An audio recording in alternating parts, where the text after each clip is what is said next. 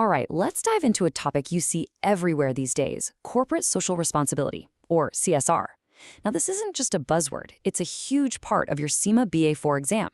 So my goal right now is pretty simple, to give you a super clear way to understand it, remember the key points, and feel totally confident answering any exam questions that come your way. Let's get started. So here's our game plan. We'll kick things off by nailing down what CSR actually is. Then we'll get into the real-world stuff, the global policies and the tricky balancing act of stakeholder demands. After that, we'll follow the responsibility all the way down the supply chain.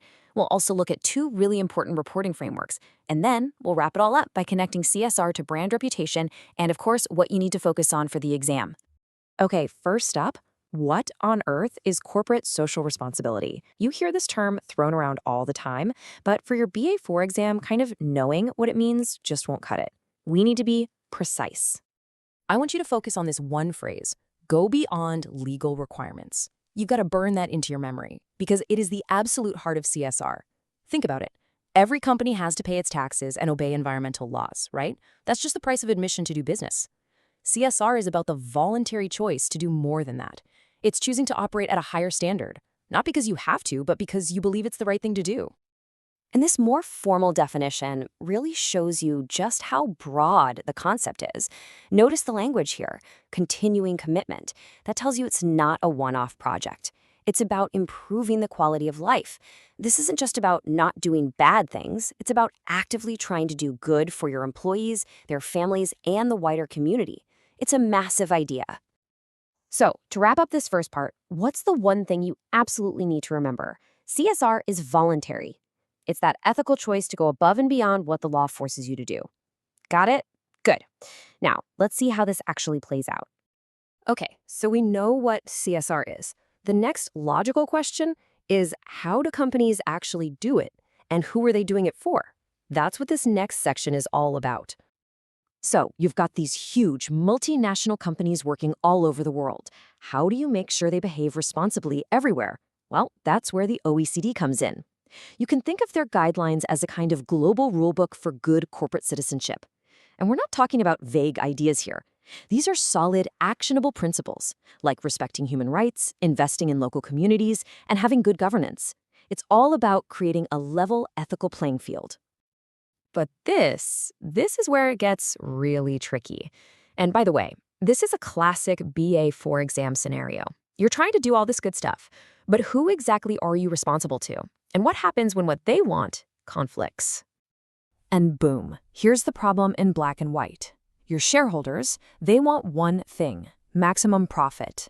But at the same time, your employees want higher wages, your customers want you to use more expensive, ethically sourced materials, the local government wants you to invest in a new park. See the issue? Every pound you spend on those things is a pound that doesn't go to your shareholders. It's a constant tug of war, and this is the central challenge of CSR. So the big picture here is this. On one hand, you have these great global principles from the OECD, but on the other, you have the messy reality of trying to keep all your different stakeholders happy at the same time. Learning to spot that conflict, especially the classic shareholder versus everyone else battle, is absolutely key for your exam. All right, let's take this idea of responsibility one step further. We're about to dive into what is probably one of the riskiest and most complex areas for any modern business, the supply chain. This sentence really says it all. A company's responsibility doesn't end at its factory gates. In today's world, you might design a jacket in Manchester, but the fabric comes from Turkey and it's stitched together in a factory in Bangladesh that you don't even own. But guess what? If something goes wrong in that factory, whose name is going to be in the headlines? Yours, the brand on the jacket. And if you think this is just theory, think again. These are real-world catastrophes. When the Rana Plaza factory collapsed, the stories were all about the major Western brands using that factory. When news broke about working conditions at Foxconn, everyone pointed at their main client, Apple. And Nike?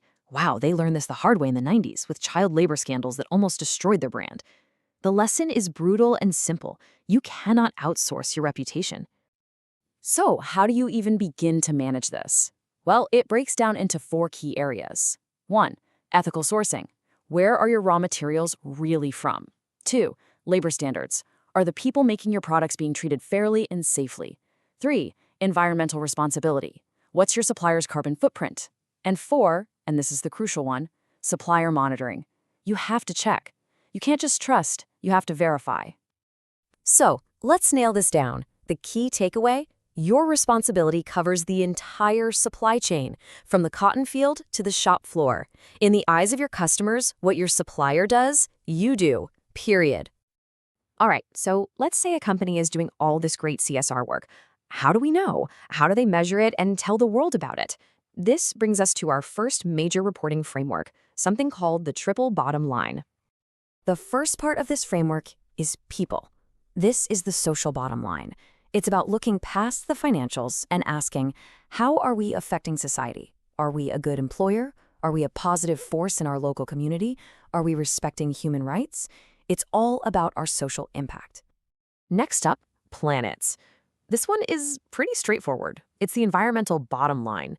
What's our ecological footprints? How much energy are we using? How much waste are we producing? It's the measure of our impact on the natural world. And the third P is profit. This is the traditional bottom line we all know. Now, the revolutionary idea here isn't to say profit is bad. Not at all. It's to say that profit should be reported right alongside people and planet, as an equal measure of a company's success. But, and this is super important for the exam, this framework has some big flaws. The number one challenge is measurement. I mean, seriously, how do you put a single number on community well-being? You can't. And that makes it incredibly difficult to compare one company's people score to another's. Plus, it doesn't help with tough choices. What's better, an extra million in profit or a small reduction in pollution? The framework can't tell you. So, to quickly recap the triple bottom line, it's a powerful concept that expands how we define success to include people, planet, and profit. But its main weakness, and the key point for you to remember, is that lack of standardization. It makes real measurement and comparison almost impossible. And that very problem, the lack of standardization, leads us perfectly to our next framework, which was designed specifically to solve it. It's called the Global Reporting Initiative, or GRI. The easiest way to think about the GRI is this. It's like the IFRS for accounting, but for sustainability. Its entire mission is to create one common language, one set of detailed rules, so that a CSR report from a company in Brazil can be accurately compared to a report from a company in Germany. It's all about creating credible, comparable data. And here's how it does it. Instead of those big, vague categories like people and planet, the GRI gets super specific. It gives you detailed standards. So for the environment, it tells you exactly how to report your water usage and your carbon emissions. For social impact, it details how to report on employee health and safety. It's this level of detail that makes true like-for-like comparison possible. So the crucial point to remember here is that the GRI is the solution to the triple bottom line's biggest problem. If you get an exam question about how to make CSR reports consistent and comparable, your answer is the Global Reporting Initiative. It brings credibility to the whole process. Okay, we are in the home stretch. Let's pull everything we've talked about together. Why does any of this actually matter in the real world of business? And most importantly for you, what are the absolute must-knows for your BA4 exam? When it comes to a company's brand, CSR is a genuine double-edged sword.